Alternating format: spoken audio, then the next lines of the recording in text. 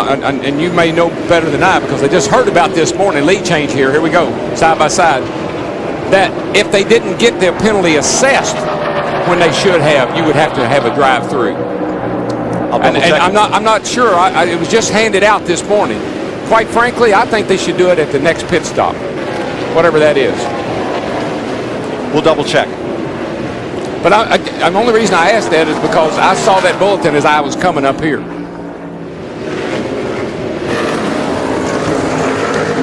So Kurt Busch got into a little rub there with Mike Skinner. Steve?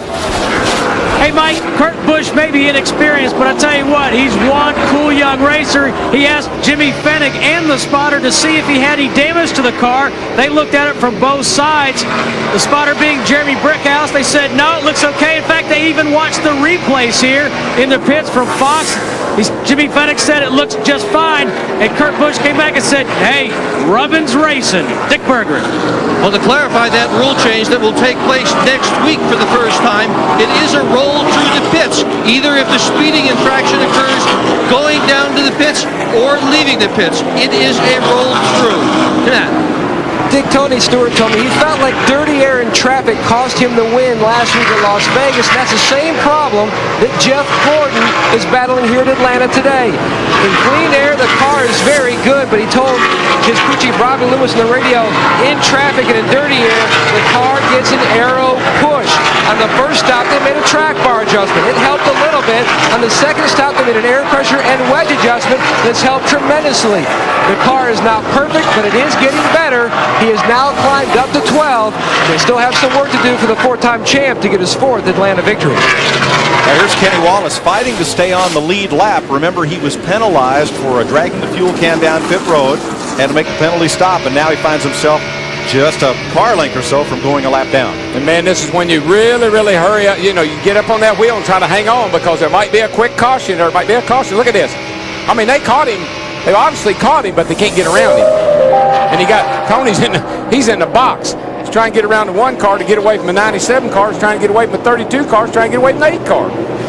Wallace, a decent car, but he had to start at the tail end of the line and falls into the clutches of the leaders. He is quick enough to so far keep from going a lap down. However, since they've caught Kenny Wallace, that brings Ricky Craven into this battle for the lead and Dale Earnhardt Jr. And now Kurt Busch is going to go down on the bottom, and the car get a little bit loose coming up off there, but he can't carry the momentum. He had to squeeze up out of it. Guys, one of the things that Kenny Wallace may be thinking about, we've got pit stops coming up, and he's trying his darndest to keep those guys behind him to give his boys a chance to maybe get him out in front of them, stay on the lead lap, make some adjustments to his car because he looks pretty strong. Yeah, Jeff, that's the best gauge of how good your pit stop was. And when you come in, the leader's right behind you, you want to come out and he's still behind you. Yeah, we're probably within about 10 laps of pit stops. They was all in on lap 76, so it'll be shortly. All of them be to pit road for 4 tires and try to make more adjustments. 133 laps complete. Tony Stewart, Ricky Craven, Kurt Busch at Atlanta.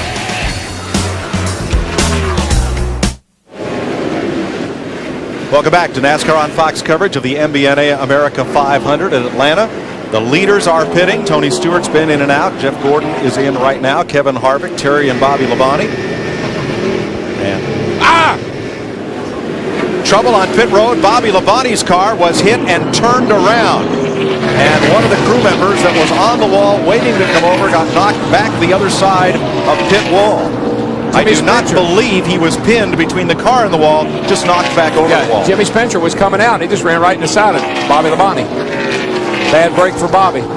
And nobody is on the ground hurt, which is certainly good news. Bobby he just does an incredible job. When we see this again, watch how quickly he gets that car righted. Watch this. Here he comes down through here. Now Spencer's coming out. And bam! Didn't mean to holler out like that, but when I saw that, it just... Well, that's a dangerous situation. It was. And the pit crew is coming over the wall at this point because he's only 1 pit away. The official and the crewmen jump back over. The official does go down, but everybody is up and okay. But the great thing about just you see everybody that goes across that wall, including NASCAR officials, has to wear a safety helmet. So that's a great thing about this rule. I'll tell you, he had great presence. So, Larry, he spun that thing around, put it right back in the pit box. Didn't cost him a whole lot. Everybody's okay. I'm sure a little worried or whatever. What in the world went on right there? It all happened so fast. Now they got Jimmy Spencer's car. They're going to bang out that right front fender where he got into Labonte. Kevin Harvick was on pit road about a lap ago. He's back in because he had a loose lug nut. The emotional winner of last year's Cracker Barrel Old Country Store 500 here in Atlanta. A thrilling finish. Boy, you just never know what's going to happen, do you? Well, I mean, Kyle Petty has the lead. How about that? You never know what's going to happen, do you? He has yet to make his pit stop. Elliott Sadler now second, Matt Kenseth. And then the leaders before pit stop, Stewart, Busch, and Kramer. I don't think we see Kyle Petty leading the race all that often lately, Larry. No, and he's out there. What he's trying to do, he wants that caution flag. He'd love to have that caution flag right now. Here he comes.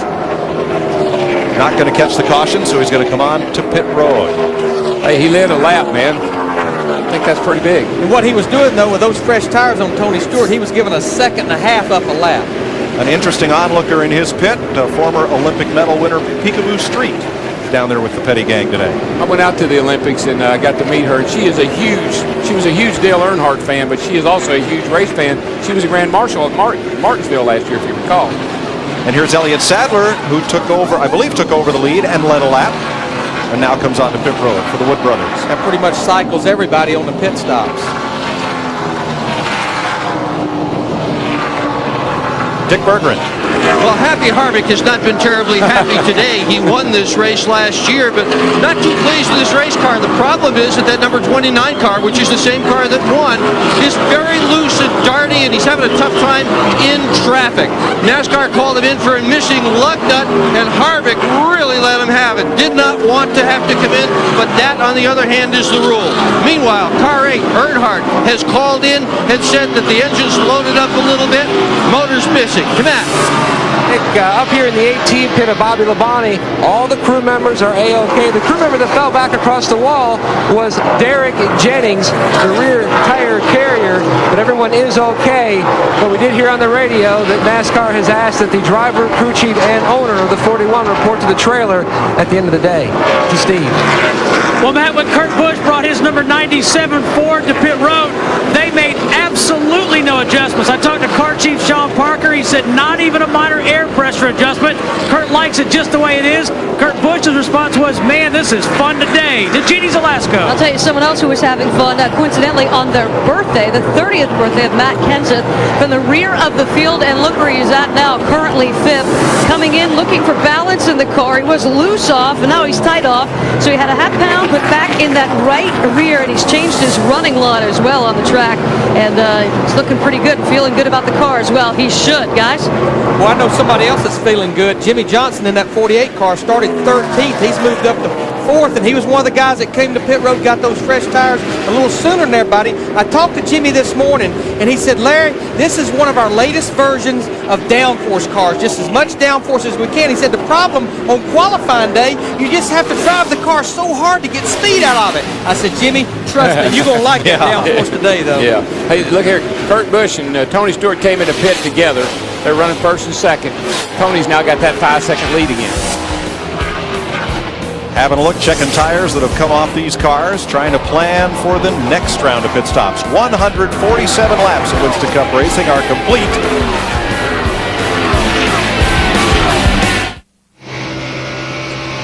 Tony Stewart now leads Kurt Busch by a little less than 4 seconds, with Dale Earnhardt Jr. closing on Kurt Busch, then Jimmy Johnson and Matt Kenseth.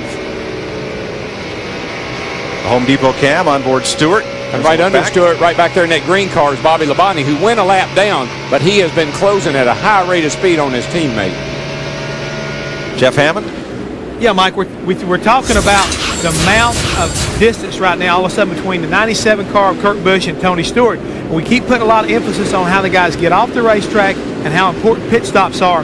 Right here you can see, this is Tony Stewart's pit stop right here at 14.8, right at 15 flat. Kurt Busch, 17 seconds. There's a 2 seconds difference right there.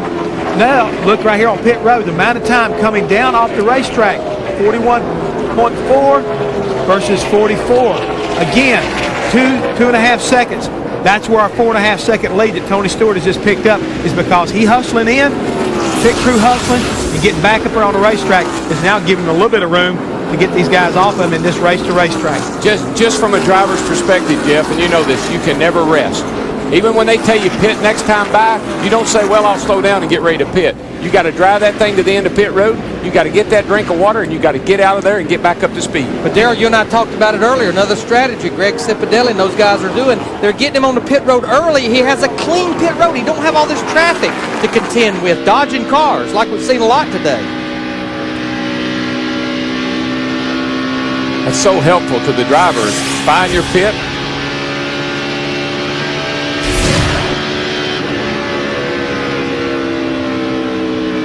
Dale Earnhardt Jr. versus Tony Stewart.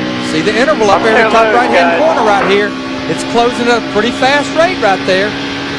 Dale Jr. seems to be real good on 4 tires. New tires, right after they pit, he closes, and then all of a sudden, halfway through the run, he starts to fade a little bit. Fresh tires, 194 miles an hour into turn 1. Boy. There you see pretty much about the same through 1 and 2. This is down the backstretch, halfway down the backstretch. 192, 193 miles an hour into turn 3. And folks, this is a 1.5 mile racetrack. Got little bitty short straightaways, but got great big old long turns. How about it, Jeff? Half a pound that left rear will get it back square around. Keep digging with it.